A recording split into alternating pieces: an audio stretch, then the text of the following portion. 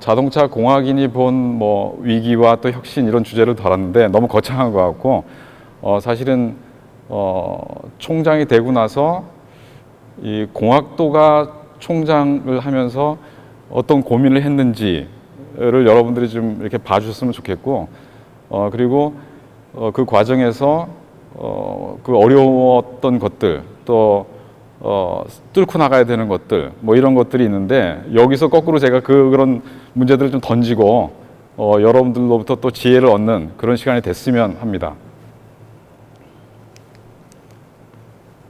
뭐 이 내용은 지금 너무 잘 아시는 내용인데, 지금 사실은 대학이 지금 굉장히 어렵다, 위기다, 이제 이런 얘기는 뭐 언론 지상을 통해서 다 알고 계시는 내용들이죠. 근데 지금 코로나 때문에 사실은 이거보다 더 심해졌습니다. 그래서 일단은 제가 총장이 되고 나서 대학의 위기, 특히 우리 국민대학교가 갖고 있는 그 리스크는 어떤 게 있을까, 이런 걸 좀 고민을 해봤는데요. 뭐 다 아시는 내용이죠. 그래서 좀 제목 위주로 그냥 여러분들이 눈으로 보시면 다 아는 내용이니까 자세히 설명 안 하겠습니다. 옛날에는 대학이 아마 굉장히 괜찮은 학교 운영하는데, 뭐 재벌 기업들도 대학을 갖고 싶어 하기도 하고 뭐 그랬던 적이 있었는가 하면, 최근에 와서는 대학이 점점 어려워지니까 대학의 생존이 굉장히, 전에는 블루오션이었던 적이 좀 있었겠죠. 그런데 제가 대학 본부에서 일을 하는 동안에 한 12년 전만 하더라도 그래도 대학이 운영하는데 큰 어려움이 없었어요. 즉 다시 말하면 등록금 수입을 가지고서도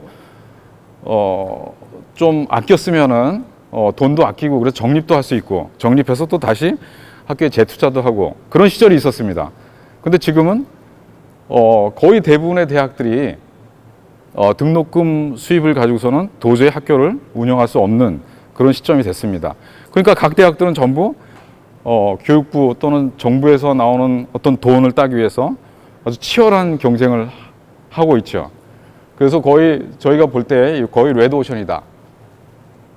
또 다 아시는 내용이죠. 학력 인구가 급격하게 감소하니까 어차피 지금의 정원이 앞으로, 여기 보시면은 지금 시점이 어디입니까? 2020년도인데 2020년도에 여기까지의 이 입학생 수가 그래도 어느 정도 이렇게 오다가 지금 급격하게 계속 떨어지는 추세를 보이고 있죠. 그러니까 이 추세란 게 뭐 여러분들 아시겠지만, 젊은 사람들이 결혼하는 사람들 숫자도 적고 또 아기 낳는 숫자도 적어지니까 대학의 이 학생들의 숫자도 당연히 줄어들 거다. 그래서 대학의 구조조정은 이제 당연한 것들이라고 볼 수 있겠죠. 그래서 우리 국민대학교가 그동안 수도권에 있으면서 우리 지금 한양대, 뭐 서울대, 연고대 이런 데하고 경쟁을 해서 살아남아야 되는데 이게 굉장히 어렵습니다. 근데 그래도 지난 몇 년 동안 굉장히 잘해왔습니다. 잘해왔는데 과연 정말 계속 잘할 수 있을까? 아직 그런 고민을 하는 거죠. 그래서 들여다봤더니, 야, 정부 사업들도 뭐 창업선도대학 사업이란 것도 뭐 맨 처음에 시작했다가 없어지고, 에이스도 뭐 시작했다가 없어지고, 또 뭐 CK2도 프라임도, 그러니까 전부 이게 변동성이 일관성이 있는 게 아니죠. 언제 없어질지 모르는 거예요. 그리고 교수님들도, 우리 학교의 교수님, 다른 학교도 좀 그런지 모르겠는데 시니어 교수님이 굉장히 많고 젊은 교수님 숫자가 이제 적으니까 연구업적이나 이런 곳에서도 여러 가지 지금 어려움을 겪고 있고, 이거 어떻게 타개해 나가야 되는지, 그 등록금만 가지고는 살 수 없는 학교의 이제 사정이 된 거죠. 그 다음에 구성원들 간에도, 뭐 제가 총장 되는 과정에서도 굉장히 그 직선제의 요구가 굉장히 많았었고, 그러니까 그걸 극복을 어떻게 해나가야 되는지, 결국은 교수님들과 구성원들과 이 협력해서 해나가야 되는데 그런 여러 가지 난제들이 있었습니다. 그런데 이제 코로나가 또 터진 거예요. 코로나가. 그래서 1월 달부터 시작해서 우리 개강 3월 달에 하기 시작하는데 이미 이제 이 강의를 정말 할 수 있느냐 없느냐. 그래서 제가 이 대학의 위기를 이번에 강연을 준비하면서 좀 서치를 했습니다. 그러니까 키워드를 코로나하고 크라이시스하고 대학 요 키워드 3개를 집어넣어서 봤더니, 이건 뭐 여러분들 다 예상하듯이 우리나라만의 문제는 아니죠. 그러니까 지금 여기서 보여주는 내용들이 전부 미국에 있는 대학들. 그래서 벌써 등록률도 지금 이번 학기에 15% 감소할 거라고 예상이 되고, 또 외국인 학생이 25% 줄 거라고 생각되고, 등록금 수입도 230억 불, 그러니까 한 30조 이 정도 되나요? 이 정도의 손실이 일어날 거다. 그래서 말 그대로 대학은 정말 이 코로나 사태로 인해서 굉장한 위험에 이제 처할 것이다. 이런 예상들을 당연히 하고 있죠. 그리고 또 결국은 또 학교에 못 모이니까 온라인 수업을 해야 될 수밖에 없을 거다. 그리고 모든 대학들이 지금 그러고 있고요. 미국에 있는 대학들, 유럽에 있는 대학들이 캠퍼스가 다 셧다운되고 있고, 저희 학교만 하더라도 처음에 오프라인 강의를 시작하다가 몇 달 만에 다시 온라인 강의로 다 바꿨고, 또 우리 학교뿐만 아니라 거의 모든 대학이 그런 일이 벌어지고 있죠.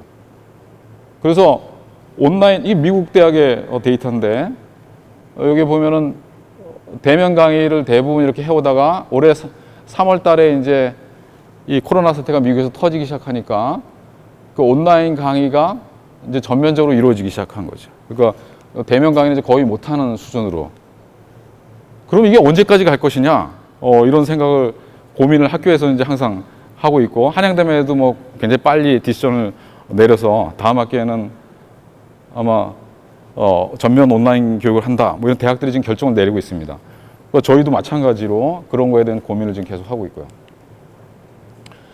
그래서 이 온라인 강의에 대해서 이제 학생들이 어떻게 보는지를 제가 한 중간고사 볼 때쯤 돼서 서베이를 좀 해봤어요. 이거 우리 학교 데이터입니다. 근데 맨 처음에는 온라인 강의에 대해서 이제 불만도 많고, 뭐 굉장히 교수님들도 그렇고 학생들도 되게 불편해하고 힘들어했습니다. 근데 한 달, 두 달 이렇게 지나는 과정에서 그 서베이를 해보니까 굉장히 예상외에 긍정적인 반응이 나타나는 것을 볼 수 있었습니다.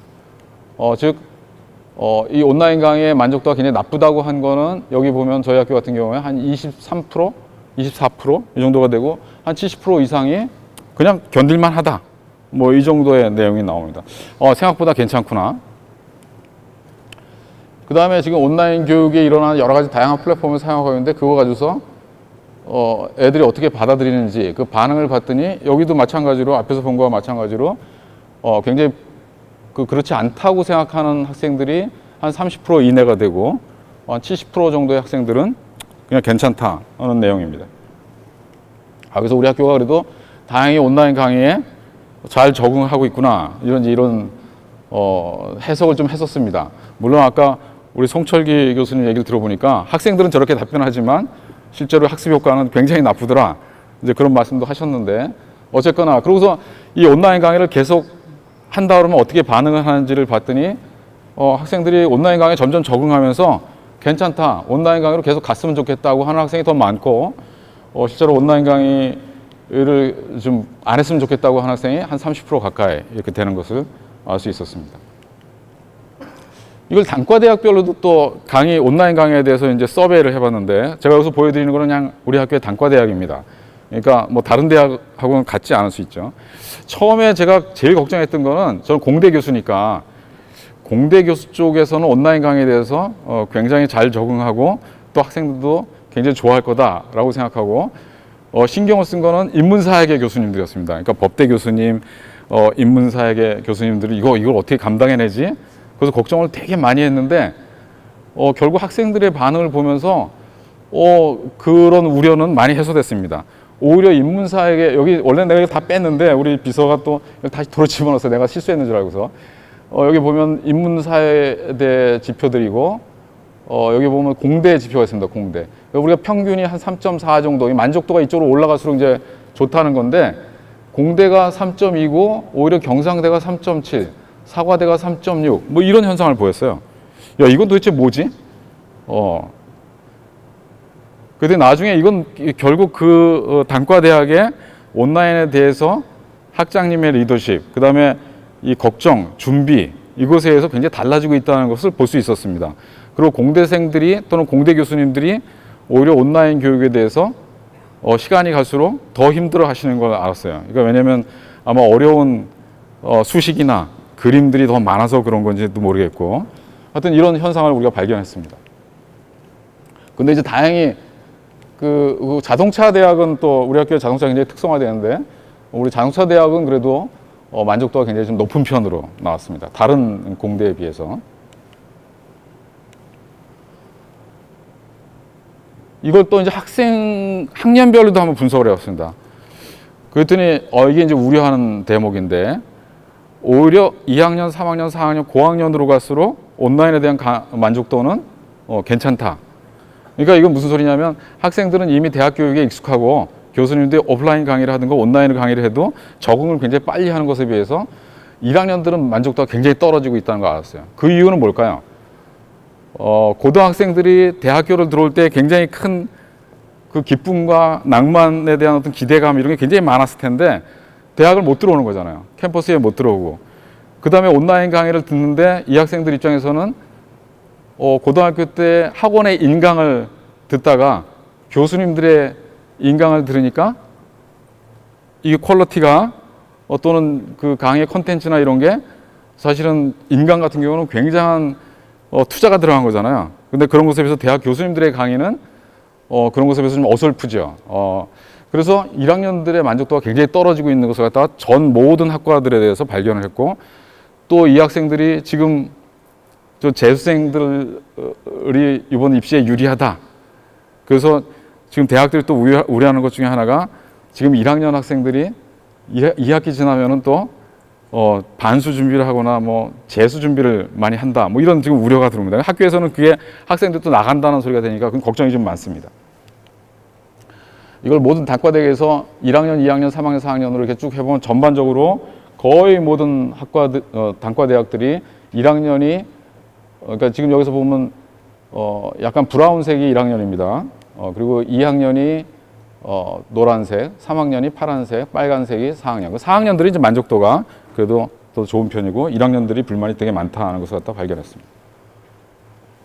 자, 그래서 이런 사태가 앞으로 어떻게 전개될 것인가. 대학 입장에서는, 본부 입장에서는 이제 온라인 교육을 이제 계속 해야만 되는 걸 준비를 해야 되잖아요. 그럼 이게 언제까지 해야 되지? 이런 고민을 할 수밖에 없고, 그래서 이제 뭐 우리나라에 있는 모든 대학들도 그런 고민을 하고 있고, 또 미국에 있는 대학들, 유럽에 있는 대학들도 똑같은 고민을 하면서, 미래학자라고 합니다, 이 사람이. 그래서 이 사람이 세 가지로 예측을 했는데, 하나는 이 코로나가 이번 여름을 지나가면서 서서히 없어지고 대학에 그냥 오프라인 강의가 일어날 수 있는 경우가 있을 수 있고, 그 다음에 올해에서 내년까지 계속 갈 거다라고 하는 게 있고, 또 지역에 따라 다를 거다. 뭐 이거 뻔한 얘기죠. 근데 어쨌거나 지금 우리 학교 당국에서 분석을 할 때는 적어도 2년 간다.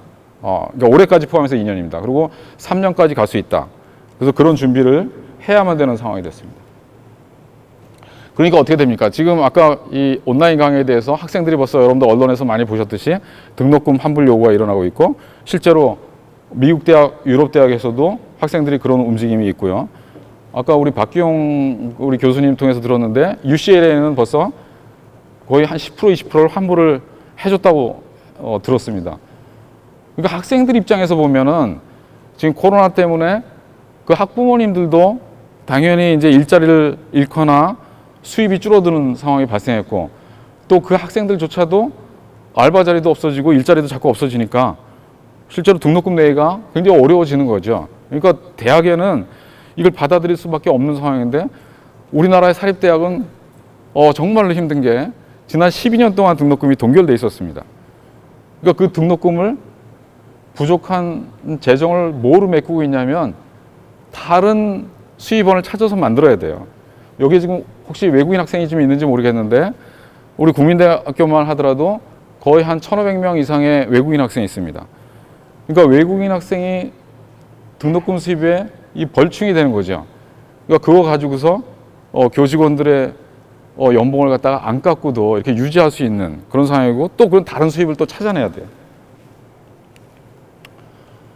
그래서 이제 노골적으로 각 그 미국에 있는 대학, 유럽에 있는 대학이 파산이 곧 일어난다라고 이렇게 선언을 하고 있습니다. 그래서 이 코로나가 올해 내년까지 이렇게 지속되는 동안에는 굉장히 많은 대학이 무너질 거다. 그리고 우리나라도 아마 특히 지방에 있는 사립대학이 더 어렵겠죠. 그리고 수도권에 있는 사립대학들도 마찬가지로 어려워요.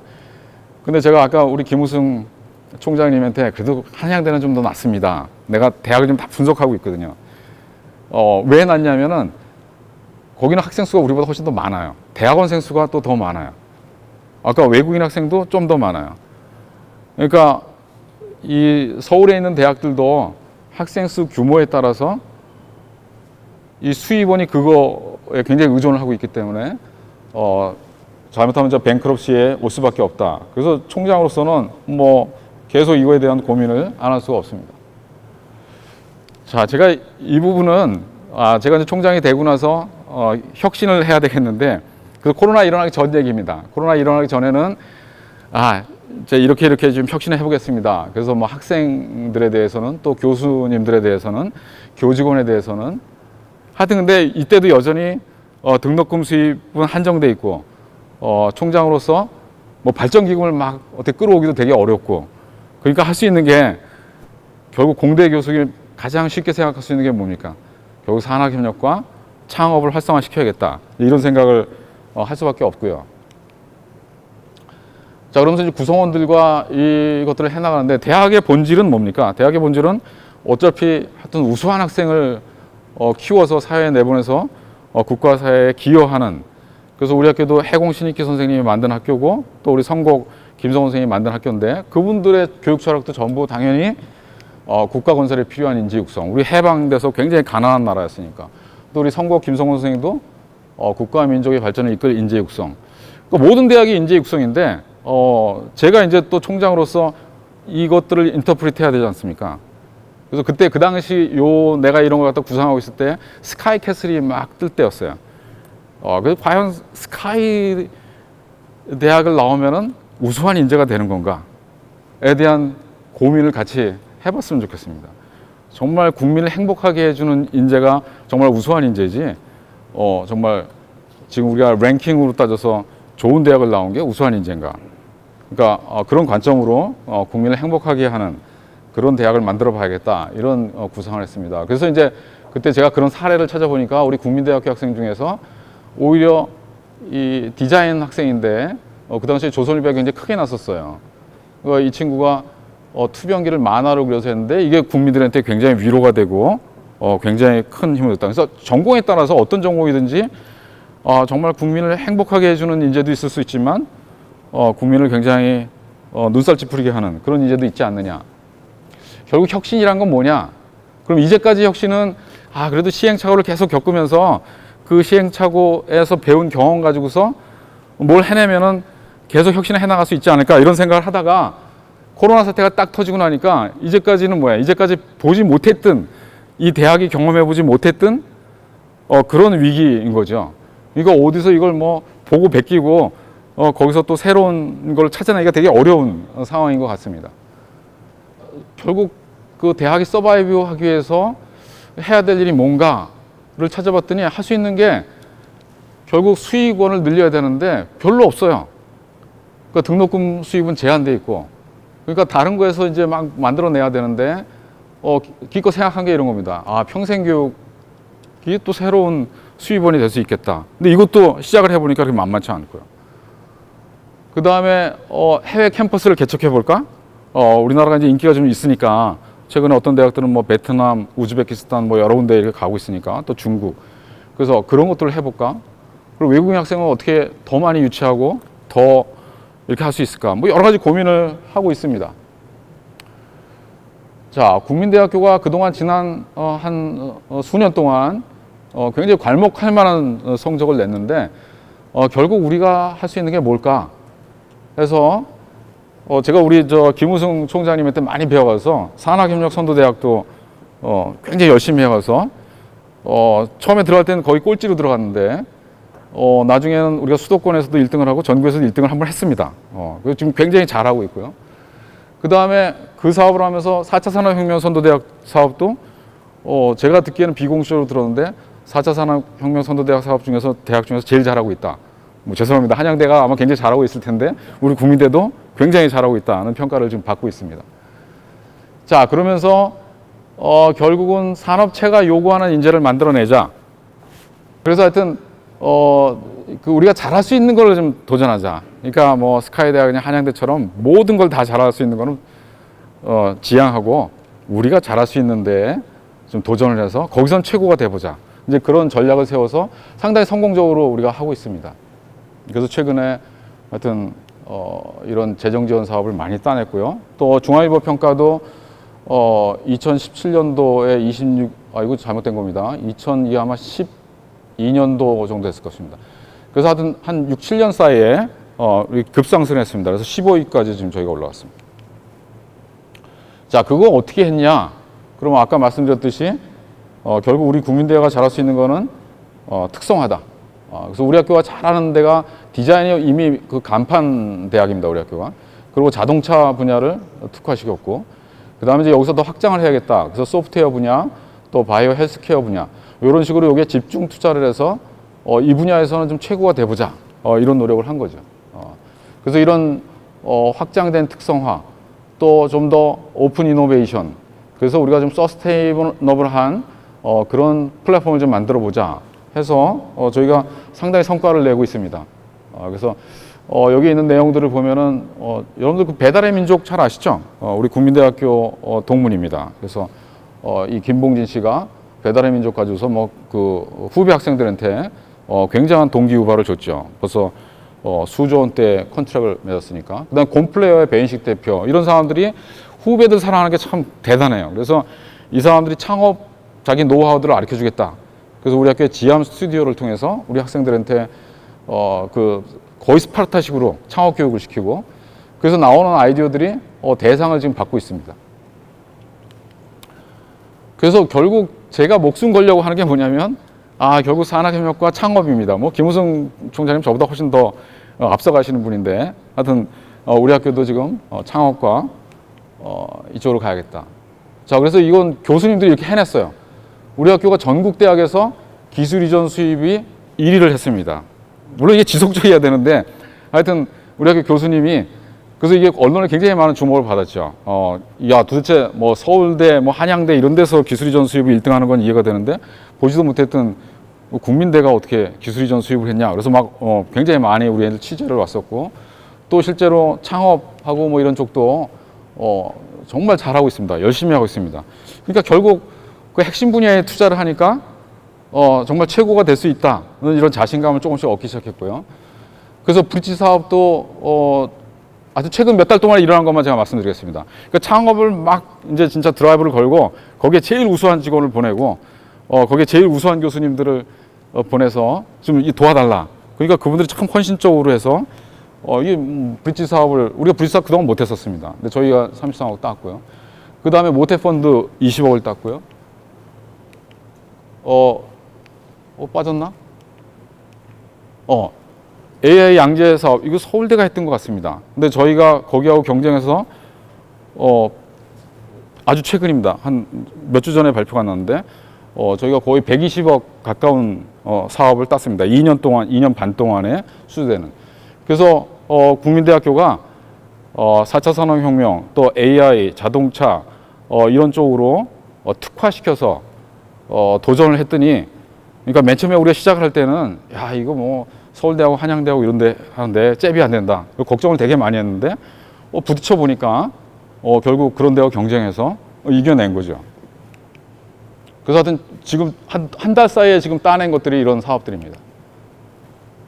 자, 그래서 이제 마무리를 제가 해야 돼서, 우리는 자동차가 굉장히 특화되어 있는 학교입니다. 그래서 우리 국민대학교에 자동차가 주도를 해서 우리 4차 산업혁명을 주도를 하고 있는데, 우리 지금 박기용 학장님, 신소환 교수님, 여기 우리 국민대 자동차 교수님 많이 와 계신데, 이분들이 정말 열심히 해가지고서, 아까 말했듯이 교육부에서도 4차 산업혁명의 이 분야는 자율주행차가 굉장히 모범적으로 잘한다. 그래서 그런 평가를 받고 있고요. 거기에 이제 교육과정이라든지 뭐 여러 가지 융합이라든지 이런 것들을 잘 하고 있습니다. 그래서 요약을 하면은 우리 자동차 특성화 분야는 여기서만 나온 겁니다. 그러니까 우리 학교 전체가 아니고, 산학공동연구가 우리 자동차 요 한 학과에서만 지난 3년 동안 한 76억 산학과제를, 그 국제과제가 아니고요. 그러니까 인더스트리에서 우리가 수주받는. 그 다음에 우리 교수님들, 우리 박기용 학장님을 비롯해서 여러분이 현대자동차에서 공동 연구실 지원을 받아서 타 대학 학교하고 같이 이렇게 공동 연구를 하고 있습니다. 이런 여러 가지 사업을 잘 하시면서 학교에서는 돈을 지금 하나도 못 대줘요. 뭐 기자재도 막 사드리고 그래야 되는데 교수님들이 다 해내시는 거죠. 고가 공동 연구 장비를 다 구축하고 있습니다. 자, 그러면 지금까지 제가 말씀드린 거는 우리 대학이 이런 위기에서 그래도 막 발버둥을 치고서 이렇게 가고 있다, 이런 말씀을 드렸고, 야, 이거 가지고서 계속 앞으로 4년, 5년, 10년을 갈 수 있을까? 그러니까 자동차는 정말 이 정도로 하면 우리가 해낼 수 있을까? 새로운 도전을 해야 되겠다는 생각을 한 겁니다. 그래서 우리 자동차과 교수님들과 또 우리 디자인, 자동차 운송 디자인 교수님들, 그 다음에 전기전자 창의공대에 있는 교수님들과 이렇게 얘기를 나누면서 지금의 새로운 그 방향은 어떤 걸까를 찾았습니다. 이건 꿈을 그리는 겁니다. 꿈을 꾸는 거죠. 여러분들 한번 상상을 해보십시오. 처음에 휴대폰이 나왔을 때, 그 유선 전화기에서 무선 전화기가 처음 나왔을 때, 제가 모토로라를 1992년도에 하나 샀었는데 거의 무전기 수준의 그런 휴대폰이 있었습니다. 그게 어느 날 애니콜이 나오고 지금의 스마트폰이 나와서 엄청난 변화가 있지요. 자, 자동차도 포드가 자동차를 양산하기 시작해서 GM, 포드, 크라이슬러라는 빅3라는 자동차 회사들이 쭉 성장을 하다가 지금 어떤 일이 벌어지고 있습니까? 어느새 테슬라라는 새로운 생태계가 나타났고, 또 심지어 우리 현대자동차도 굉장히 잘하죠. 전 세계에서 한 거의 5위, 6위권까지 지금 진입을 했는데, 시가총액은 뭐 네이버, 카카오톡에 때 뒤지고 있다는 얘기가 지금 나오고 있고요. GM, 포드, 크라이슬러도 바로 아까 테슬라보다도 시가총액이 좀 떨어지고 있고, 심지어 뭐 페이스북 뭐 이런 거에서 이런 변화가 일어나고 있죠. 그러니까 자동차가 지금 이것만 가지고서도 우리가 버틸 수 있을까? 지금 새로운 변화는 어디로 가야 될까? 그래서 교수님한테 좀 도와달라고 했더니, 제가 이 강연도 해야 되니까 우리 어떻게 가야 되겠어? 이렇게 얘기를 하니까 우리 전자과 디자인과 교수님들이 모여가지고서 저희한테 이런 그림을 그려줬습니다. 같이 한번. 이거는 그리고 벌써 이미 일어나고 있는 일이라고 합니다. 그러니까 유럽이나 미국에서 일어나고 있는 일들을 뭐 비디오 클립을 좀 몇 개 잡았는데요.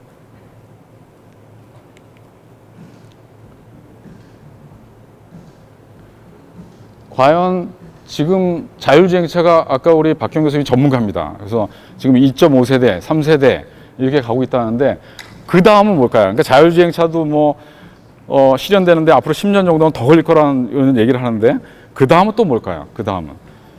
그래서 유럽에 있는 자동차 회사들 또는 미국에 있는 자동차 회사들이 지금 생각하고 있는 것들입니다. 옛날에는 만화로만 봤던 것들인데, 지금 이런 게 프로토가 지금 실제로 나오고 있고, 실제로 이제 양산도 준비를 하고 있죠.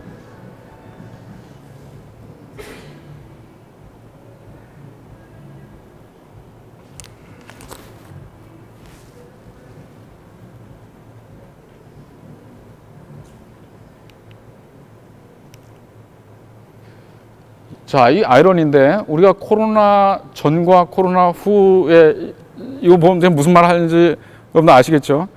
지금 우리나라를 비롯한 이 아시아권의 기상 미세먼지에 관련된 것 같습니다. 그러니까 코로나가 일어나기 전 2019년도에는 저렇게 굉장히 그 환경이 나빴었는데, 최근에 와서 코로나 사태가 일어나고 2020년도에는 이렇게 깨끗한, 그러니까 정말 친환경 자동차 또는 새로운 그린, 뭐 탄소 이 배출량을 줄여야겠다. 제가 이 92년도에 GM을 떠나는데, GM에서 엔지니어 생활할 때 그 카페 연비 마일리지가 35마일 퍼 갤런이 목표였었습니다. 그 당시에. 근데 지금 벌써 다 실현됐죠. 그때도 그 시발점은 뭐였냐면, 캘리포니아의 헐리우드에 이렇게 쭉 올라가면은, 그 당시에 30년 전 얘기입니다. 헐리우드에서 이렇게 내려다 보면은 LA에 스모그라는 층이 있는데 굉장히 사실 깨끗했어요, 그 당시에. 근데 그런 걸 우려해서 공기가 이렇게 점점 나빠지니까 친환경차를 만들어야 된다. 그리고 제가 GM에 있을 때 실제로 저도 임팩트카라고, 지금도 임팩트라는 이름을 쓰더라고요. 그 차를 개발하는 데도 참여했었는데, 여전히 GM이 1000만 대를 만들어낸 회사에서 이 전기자동차는 5만 대도 안 되는 차를 만들어냈었어요. 그러고 30년이 지나니까 이제 전기자동차의 대수가 좀 늘어났는데, 또 수소연료 전지 자동차도 또 시작을 했는데, 이게 언제가 걸릴까요? 제 예측은 갈 길이 아직도 멀다, 이런 생각을 하는 거죠. 근데 그러면서도 아까 휴대폰이 그 변화하는 이런 역사를 보면은, 자동차에서도 결국 친환경차가 이제 굉장히 중요해지고, 또 기술도 어떤 식으로 진화해야 될지 그 유럽이 지금 생각하는 것들을 같이 보자는 거죠.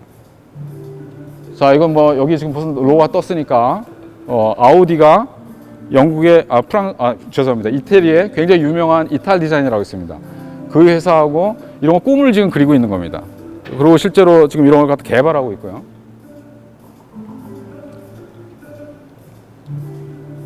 자, 그러면 우리가 그라운드 모빌리티에서 에어 모빌리티로 또 굉장히 그 움직임이 있다는 거죠. 그러니까 우리 대한민국이 정말 우수한 인재들이 많지 않습니까? 그러니까 남이 하는 것도 빨리 따라잡아야 되지 않겠습니까?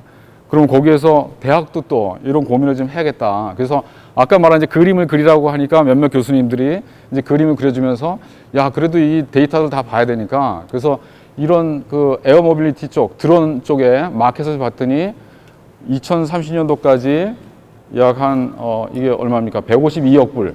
우리나라 돈으로 하면 20조 이 정도의 마켓이 형성될 것 같다. 그리고 그 UAM이라고 있습니다. 그 Urban Air Mobility인데, 그러니까 지금 현대자동차도 발표를 했죠. 뭐 에어택시 얘기를 하고 있습니다. 그래서 이쪽 분야가 앞으로는 새로운 또 성장 동력, 새로운 기술 분야로 진화할 거다 이렇게 얘기를 하고 있습니다. 그래서 특히 이 드론을 활용한 그 미래 교통 산업이 급성장할 거라고 예상이 되고 있고, 우선적으로는 여기 위에 보시면은 뭐 주로 인프라나 농업 이런 쪽에 더 급속하게 전개가 될 거고, 우리가 얘기하는 이제 지금 그라운드 모빌리티에 해당하는 그 교통 분야의 에어 모빌리티 쪽은 그거보다는 작지만 그래도 굉장히 큰 시장을 차지하고 있다. 그래서 여기 보면 이게 한 130억 불 정도 되죠. 2025년도에. 이게 결국 2030년도까지 가면은, 그래서 현대자동차가 지금 이쪽에 그래서 관심을 기울이고 있는 것 같습니다. 에어택시 쪽으로. 근데 이 분야가 과연 우리가 해낼 수 있는지, 그럼 우리 지금 국민대학교가 그라운드 모빌리티에서 굉장히 잘하고 계시는데 거기에 에어 모빌리티 쪽으로 하는데 뭐가 필요한가? 그럼 거기에 핵심 기술이 이거라고 합니다. 수직 이착륙이 가능한 EVTOL, 그러니까 Electric Vertical Takeoff and Landing, 이런 기술들. 그 다음에 이런 것들을 차체에다가 잘 설치를 해서 추진할 수 있는 이런 장치들.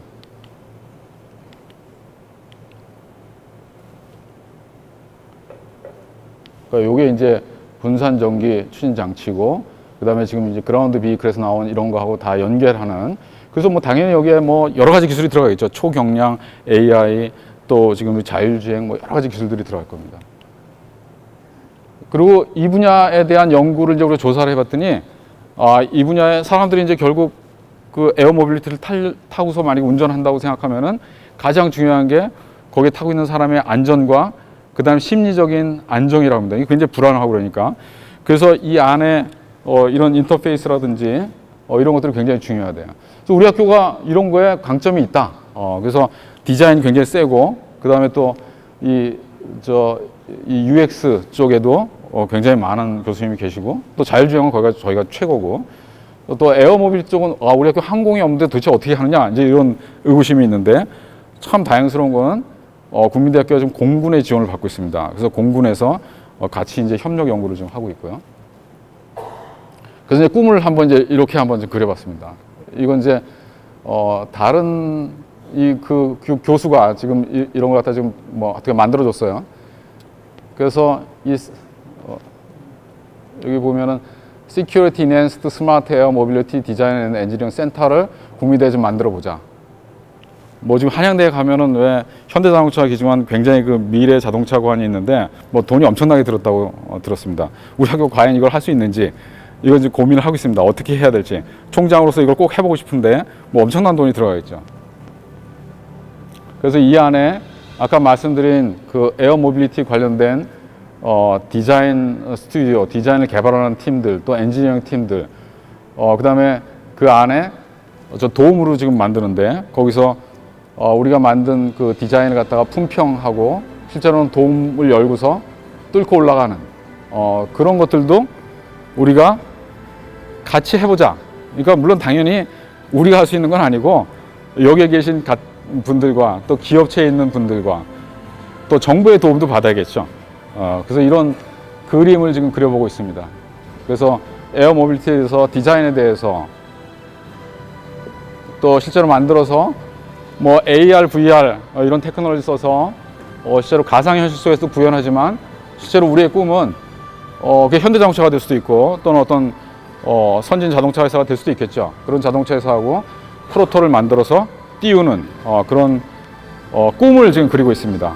자, 그래서 제가 우리 자동차학회 여러분들과 함께 이제까지는 여러분들이 자율주행하기도 좀 바빴잖아요. 근데 거기다 이제 한번 실제로 이런 일이 일어나고 있는 거니까, 그러니까 이 분야에는 어떤 도전을 해야 되는지 지혜를 같이 나눠주시면 감사하겠습니다. 자, 제 강연은 여기서 마치겠습니다. 감사합니다.